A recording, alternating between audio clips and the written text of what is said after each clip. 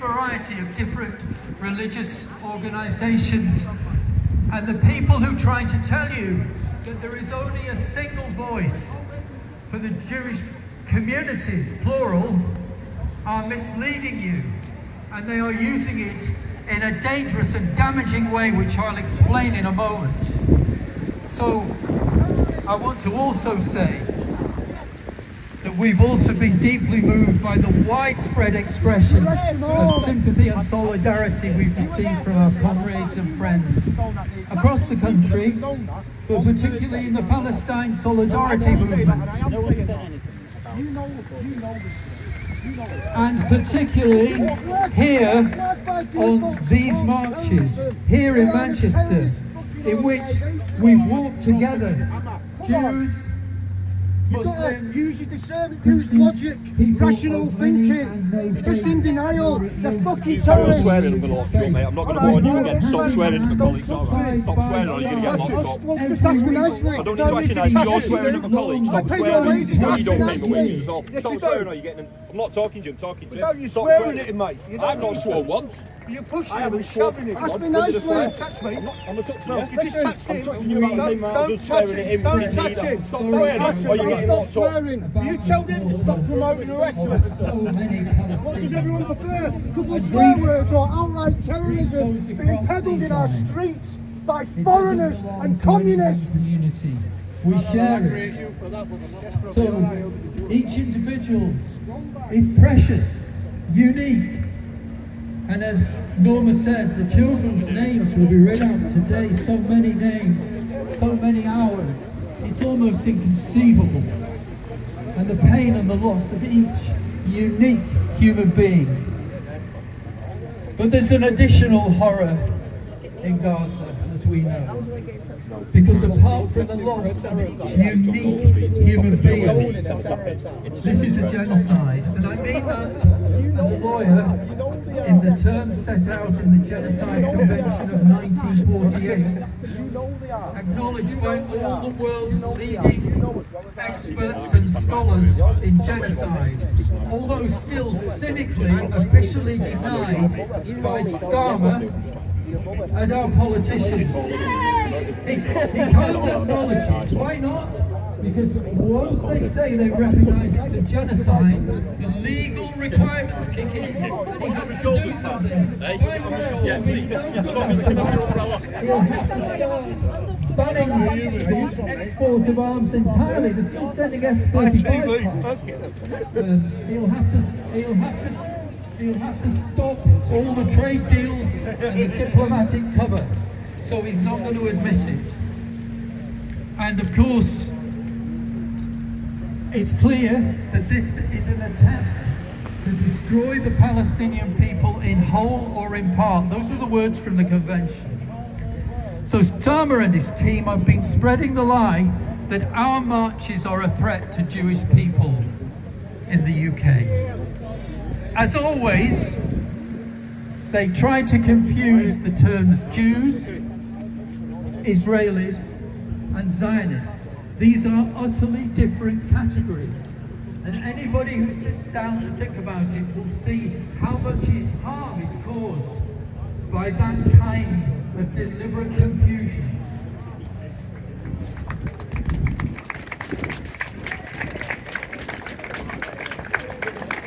Jews in this country are not responsible for the horrific crimes of Israel in Gaza. There's one example for you. And that confusion can cost lives. We know that. We know that in Manchester now. So the other confusion, of course, is the confusion gives credence to the idea that decent-minded Jewish people in this country do not share our opposition here to the slaughter in Gaza. Of course they do. So that's all the more reason why we shouldn't give in to the pressure to say that somehow our marches are harmful to Jews. Quite the contrary. I believe we are expressing what the decent-minded Jewish people will think, that there has to be an end to the horror and the genocide in Gaza. These are not hate marches. I have personally experienced no hate at any time, and I've been coming every week for 2 years. And I want to tell you, and this moves me constantly, because I've experienced great kindness, solidarity.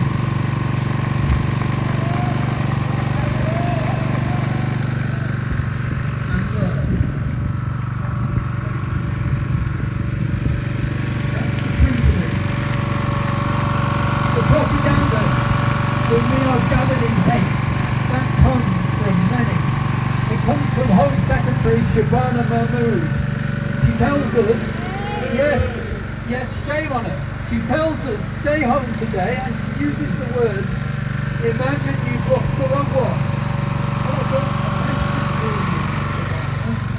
Can you not imagine how many here on these marches have also lost loved ones? Can you not imagine that? So this is a grief shared. It doesn't belong to one community. It doesn't belong to one set of politics. So by coming together today, we can share the grief.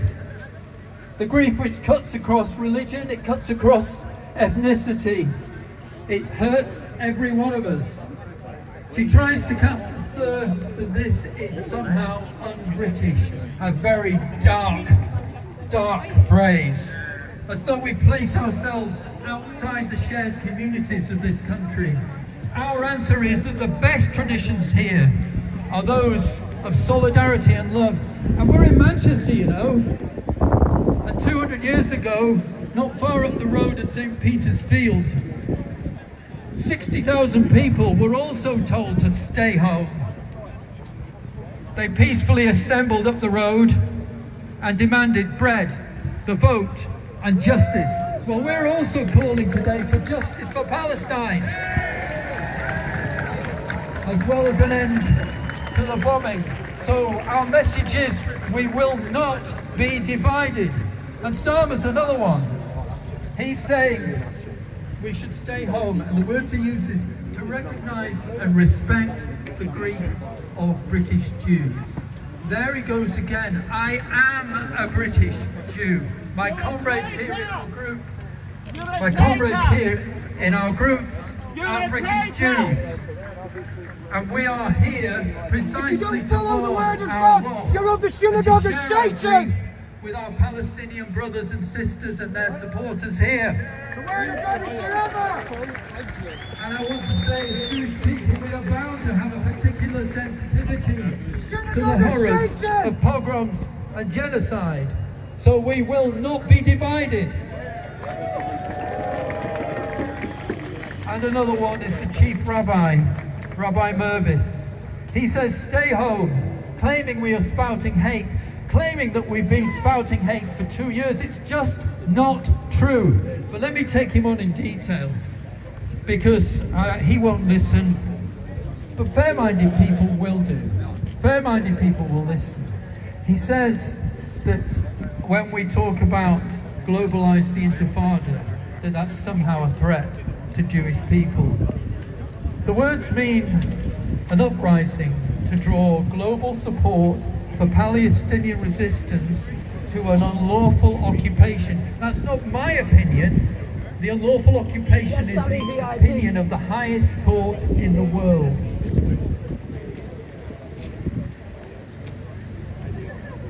So part of what the globalizing the Intifada involves is not just this kind of demonstration and march. It's also the various activities across the world. In Italy, there have been strikes and blockades. French dock workers in Marseille blocked military exports to Israel.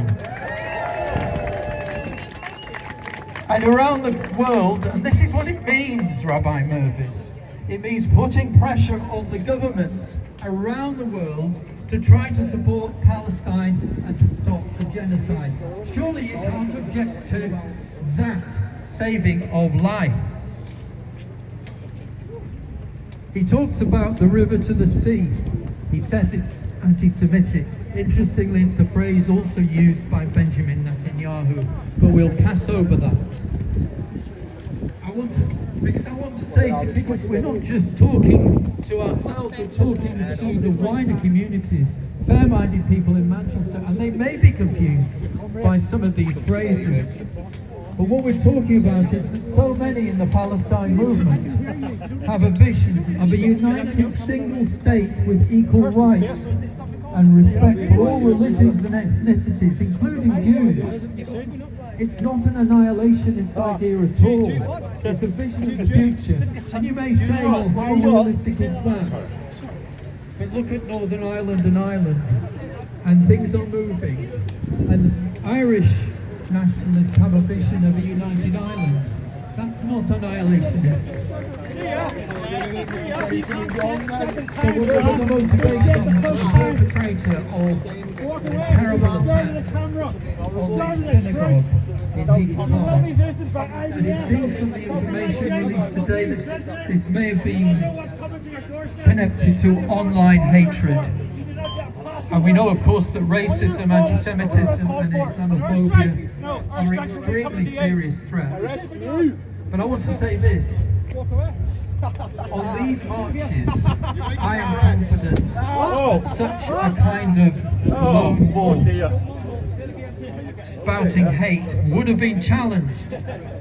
And that's yet another reason for us all to come together rather than sitting at home in isolation, maybe agonizing about material we see on our screens.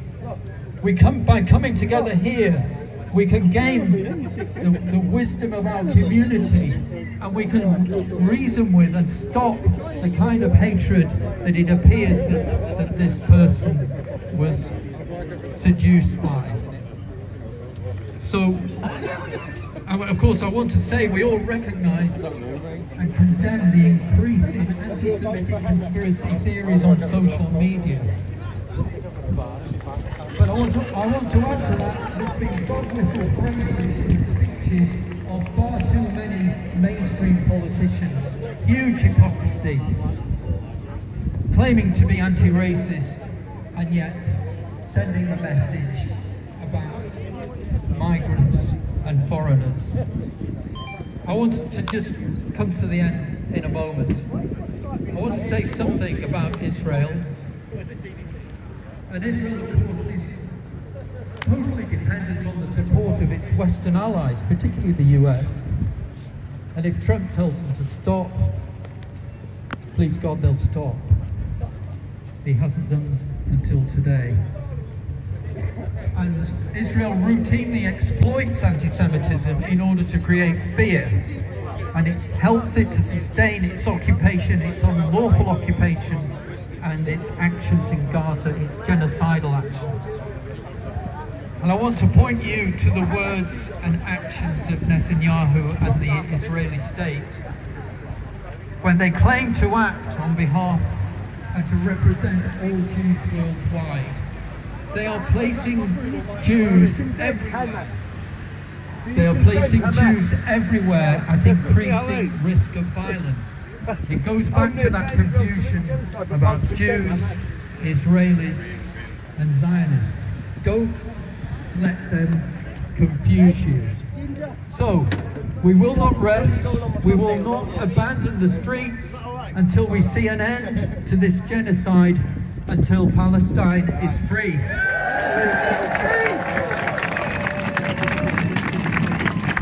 We are united in sorrow. We are united in determination to stand against the genocide. We're united in standing for justice for Palestine. An attack on one of us is an attack on all. So join me in this. 1, we are the people. 2, we won't be silent. 3, stop the bombing now, now, now, now. We are the people. Stop the bombing now, now, now, now. Brothers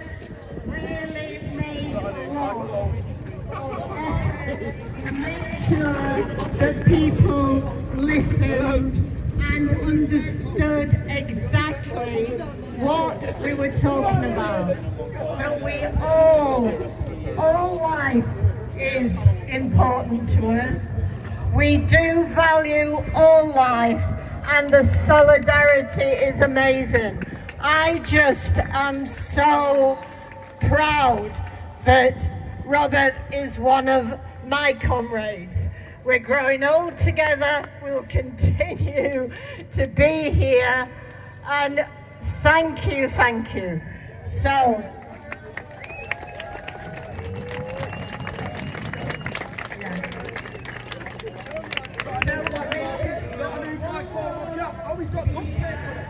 and then we'll be setting off on our notes. And I'll give you more instructions.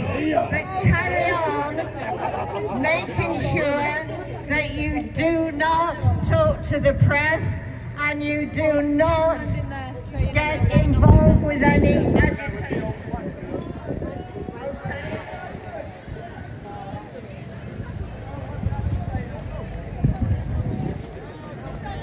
Brothers and sisters, comrades and allies, we gather here today in the shadow of the unimaginable suffering, in the midst of a genocide. The bombs may be falling thousands of miles away, but the weight of each child's scream, each parent's wail, each broken hospital bed, it echoes in our hearts. Because we will not look away. We will not be silent. Today's demonstration marks 2 years of relentless brutality and bombardment inflicted on the people of Gaza. Over the last week, we have seen the Labour Party conference take place, and the responses when the question of genocide is raised. Keir Starmer and his cabinet do not answer with accountability. They do not answer with humanity. They answer with arrogance. They smirk and they scoff.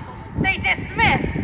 They treat the suffering of an entire people as though it were beneath their concern. Even after their own party voted to recognize this as a genocide, and in spite of the fact that they continue to arm the genocidal entity.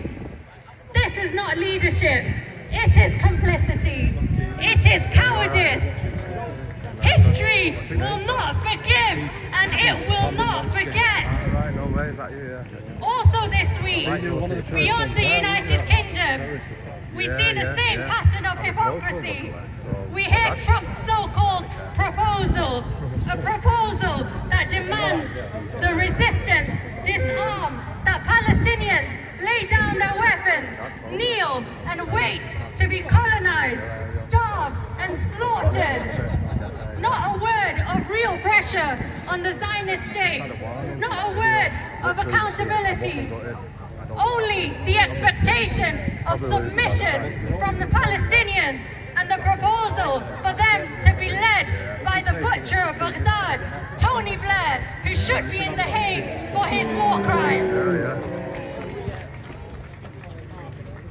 We have witnessed the fate of the global Samud flotilla, 40 vessels from 44 nations carrying nothing but food, medicines, formula milk, intercepted illegally in international waters, passengers kidnapped, aid and vessels seized, all for the crime of attempting to deliver life to Gaza.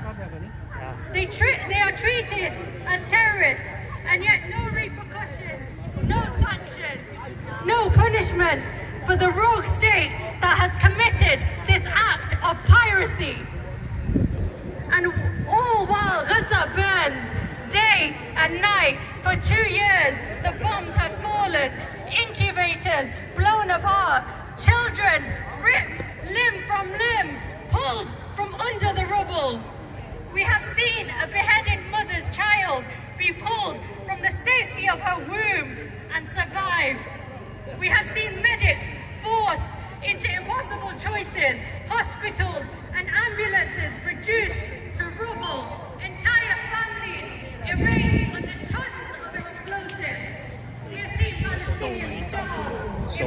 Abandoned landscapes there, guys. Nice guy, just met him. This main video will be out tomorrow morning, guys. As though they themselves had Hello not to already everyone. defiled it. Currently doing a video as well, so Comrades, alongside this horror, we have also seen 2 years of courage, 2 years of steadfast resistance from a people who refuse to disappear. As well as the rise in global solidarity, millions rising across cities in the world, arms factories shut down, BDS victories mounting, 2 years of people refusing to be silent, even as the state here in Britain shows us how far it will go to repress, to criminalise and to intimidate those who resist Palestine. And it is here in this moment that we must make clear they may mock us, they may repress us, they may criminalise us, but they will never succeed in silencing us.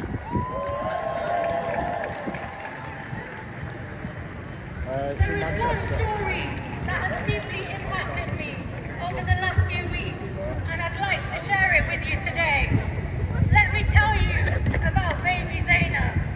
Zaina is a toddler in Gaza whose leg had to be amputated, not because of an accident, not because of an illness, but because an Israeli missile, a war crime, a calculated act of collective punishment. Her tiny body was pulled from the rubble and rushed to one of the last functioning hospitals in Gaza, and there, without anesthesia, doctors amputated her leg.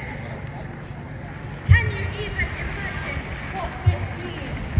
Zaina felt everything, every cut, every tear of flesh, every vibration of the floor. And as she worried, the healthcare workers around her, exhausted, traumatized, starved, had no choice but to keep going. They had to endure the pain with her because there was no other choice.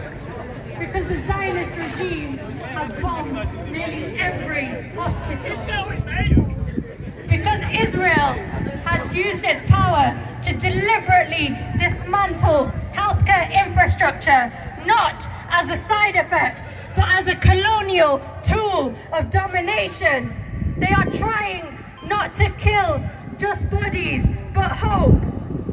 Not just people, but the systems that protect them. And even though doctors manage to perform that surgery, Zaina's future remains uncertain. In Gaza, post-operative care is next to impossible. Surgical wounds reopen due to lack of basic medicines. Infections rage because antiseptics and antibiotics are blockaded. Children like Zaina are malnourished, dehydrated, starved by design, starved by an illegal state that believes deprivation is a weapon. And it doesn't stop there. Dr. Hossam Abu Safiya, a dedicated physician, pediatrician, neonatologist, the director of Kamal Adwan Hospital, was kidnapped by Israeli forces, tortured, denied medical access, given just 2 spoonfuls of rice a day. Why? Because the Zionist regime, the goal is to break Gaza's backbone, and the healthcare workers are that backbone. They are targeted not just for who they heal, but for what they represent. Resistance, dignity, the refusal to die silently. But despite it all, they stand. And I want to say this clearly. The healthcare workers in Gaza are not just medics. They are freedom fighters. They are heroes. They are healers. They are our inspiration. Since October 2023, over 68,000 Palestinians have been killed. Those studies suggest the number may exceed this drastically, given how many remain unaccounted for under the rubble. According to UNICEF, over 4,000 children alone have lost at least one limb in Gaza. More than 10 children per day lose one or more limbs in the ongoing genocide. This is more child amputees than any conflict in history. Those figures exclude many whose bodies are still unrecovered, trapped, unrecognizable beneath destroyed buildings. In addition, the assault on Gaza has targeted the medical backbone. Over 1,500 medical workers have been killed, and these figures are outdated. Hundreds of hospitals and ambulances have been bombed, many healthcare facilities rendered inoperative, and medical transport systems shattered, leaving the wounded with no refuge and no rescue. Let us be absolutely clear. The only way to stop the creation of more Zainas and more Dr. Hussams is to support the Palestinian resistance and to stand behind every act of legal decolonial resistance until Palestine is free. How dare we tire of this luxury activism? How dare we stop? For as long as the Palestinians keep fighting, it is forbidden for us to stop fighting this fight. We will not tire. We will not be defeated. I want you all to make a promise with me today before you move from where you are standing. Take the intention that we will not stop. We will not rest until Palestine is truly liberated. And until that day, to tire, to rest, to give up, to become hopeless and helpless is forbidden for us. We recognize hopelessness is a tool of the colonizer. We recognize it and we reject it. We must continue to vow to continue using our voices, our platforms, our earnings, our power for this crucial and noble cause until our last breath. And believe me, if we all make this attention today, as we mark 2 years of genocide on top of 77 years of oppression and apartheid and ethnic cleansing and over 100 years of British complicity, believe me, we will dismantle the Zionist state and their allies, and we will win!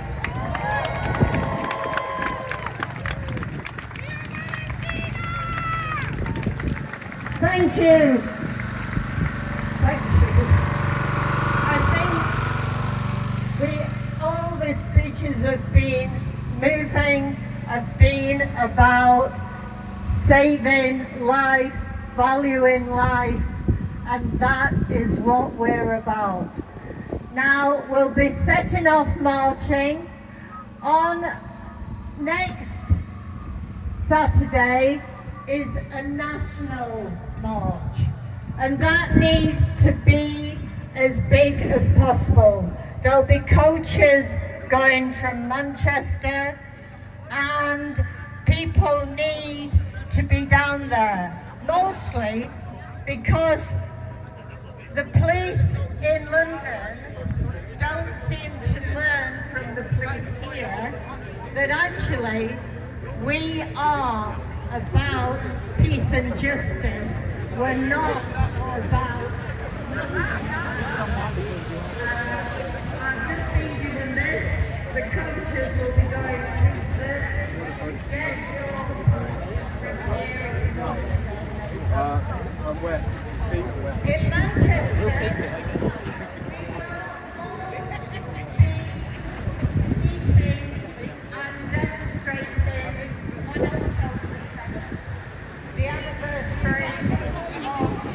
Right, the march is about to start, guys.